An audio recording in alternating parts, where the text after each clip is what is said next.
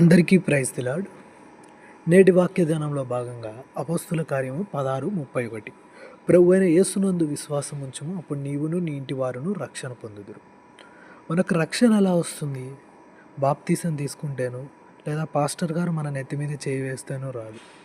మన పాపములు మనం ఒప్పుకొని నిజమైన మారు మనసు పశ్చాత్తాపం పొందితే మనకు రక్షణ వస్తుంది. మళ్ళీ మనం ఆ పాపం జోలకు వెళ్ళకుండా ఇంద్రియ నిగ్రహంగా మనం ఉండగలగాలి. అది ఎలా సాధ్యం? మనం దేవునితో ఎక్కువసేపు గడపటం వలన. దేవునితో ఎక్కువసేపు ఎలా గడుపుతామంటే వాక్య ధ్యానంలో, ప్రార్థన చేయడం ద్వారానో, చర్చికి వెళ్ళటం ద్వారానో మనల్ని మనము ప్రొటెక్ట్ చేసుకుంటాం. ప్రభువు నా పాపాలు క్షమిస్తాడనే డౌట్ నీకుంటే ఆయన వాక్యం ద్వారా నీతో మాట్లాడతాడు.